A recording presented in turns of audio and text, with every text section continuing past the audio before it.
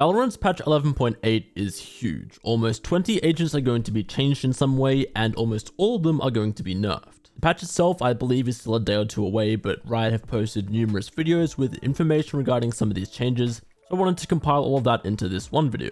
So keep in mind that the actual patch notes aren't live just yet, and in some cases the numbers will be missing, but just bear with me, and this is what Riot have told us so far. The overall goal of this patch is that players will think more carefully and intentionally about when and how to use their utility when attacking and retaking. This will overall add more counterplay when abilities come into play, and a lot of these changes sound pretty drastic, but I think it's going to be important to see how these all feel in game before jumping to conclusions. But anyway, first of all, we have some changes to certain ability types across the board. So for example, with stuns, most of these are now being reduced down to a more normalized number of 2.5 seconds. So I believe this applies to almost everything, but the examples they gave included Breach's stun, Gekko's wingman, Neon's stun, and Deadlock's traps. All will now stun for 2.5 seconds instead of 3.5 seconds, and those longer stun durations will be saved for ultimate effects like Breaches. Another global change is to near sights, where the range you can see is being upped from 5 meters to 7 meters. So this is a nerf to abilities like Omen's Paranoia, Reyna's Leer, and Fade's Prowler. There are even changes to combat stims. This should be a nerf overall, but they wanted to bring things like Brimstone's Stim Beacon as well as Reyna and KO's ultimates in line with each other. They said that reloading, firing, and drawing will all feel slower, but hopefully we get some exact values whenever the actual patch notes release. Finally, for those more broad changes, big AoE type ultimates will no longer be as wide. So some noteworthy ones there include Breach, Fade, ISO, and Waylay, all essentially having the width of their ultimate reduced. Now though, for some more specific agent changes, looking at the Initiators, abilities that would typically have a 40-second cooldown are being increased to 60 seconds. That's going to be Fade's Eye, Sober's Recon Dart, KO's Flash, and Breach's Stun. Speaking of Breach, his stun will now pop slightly faster, from 1.2 seconds down to 1.1 seconds, and his ultimate will now cost 8 points again instead of 9. Although don't forget as well, like I said earlier, Breach's ultimate is going to be slightly less wide. Breach's Flash now lasts a tiny bit longer, from 2 seconds up to 2.25 seconds, and KO's Flash has got the same buff to his right click, which originally blinded for only 1.5 seconds, but that'll now also blind for 2.25 seconds. Fade's Eye got another slight nerf. It'll now stay in the world for a shorter duration, from 2 seconds down to 1.5 seconds. Gekko has a number of nerfs. The cooldown on Dizzy and Wingman is now going to be 20 seconds after pickup. That is an increase from 10 seconds. And then the health on Thrash and Wingman is also going to be slightly reduced. Thrash is going from 200 to 180, and Wingman is going from 80 down to 60. For that one in particular, it feels like more of a consistency change rather than an actual nerf. Just in the sense that for Thrash, for example, originally it would take 5 Vandal bullets versus 6 Phantom bullets to break. Now it'll cost 5 bullets for each. Next though, let's take a look at the Sentinel changes. Firstly, some of their ability cooldowns have also been increased to 60 seconds to match the Initiator changes, so notably on Cypher's Spy Cam, Killjoy's Turret, and Vyse's Flash when those abilities get destroyed. Speaking of Vyse, she is actually getting some major additional nerfs on top of the across the board changes. Her Razorvine now has slightly less HP, from 40 down to 20, then her ultimate will cover 20% less area and take almost 30% longer to activate.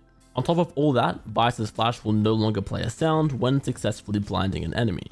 Moving on to Cypher, his trips are getting nerfed. They will no longer concuss you, instead only slowing you.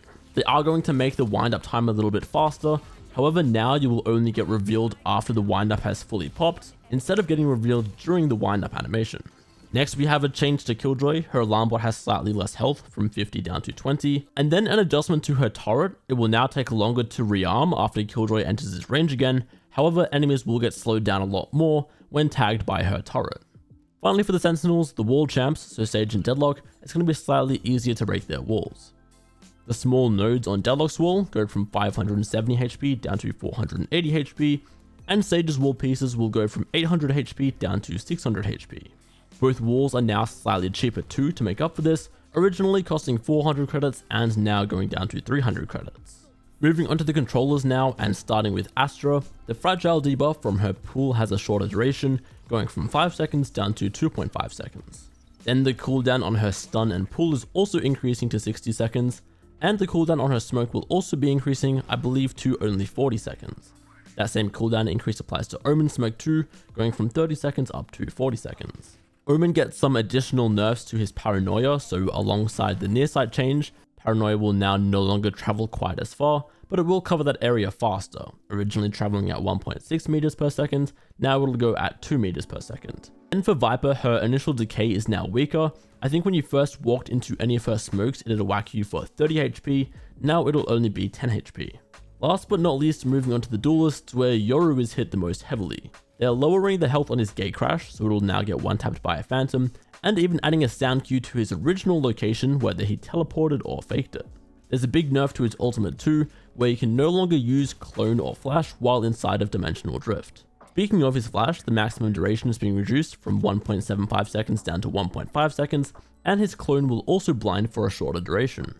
Next for Neon, alongside the change to her stun I mentioned earlier, it will now take longer for her field to fully drain, from 12 seconds up to 16 seconds. However, now it's going to take way longer for her field to fully regain, going from 20 seconds up to 60 seconds. Then lastly, there are some nerfs to Waylay.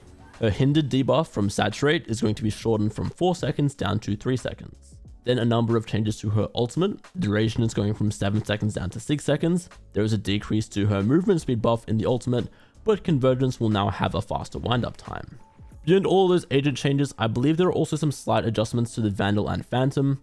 The recoil will now take 2 bullets longer to kick in, and I think it'll be somewhat easier to control while also having a chance of being more random when the actual left-to-right swing starts. Then the SMGs are being changed too. The Spectre should feel easier to control, while the recoil on the Stinger will kick in faster.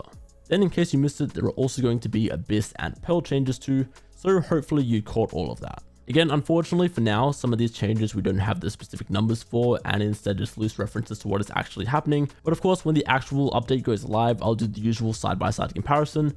Just for now, this is all that Valorant has given us to work with. I believe patch 11.8 will be live starting in a little under a day from now, so keep an eye out and let me know what you think of these changes on paper.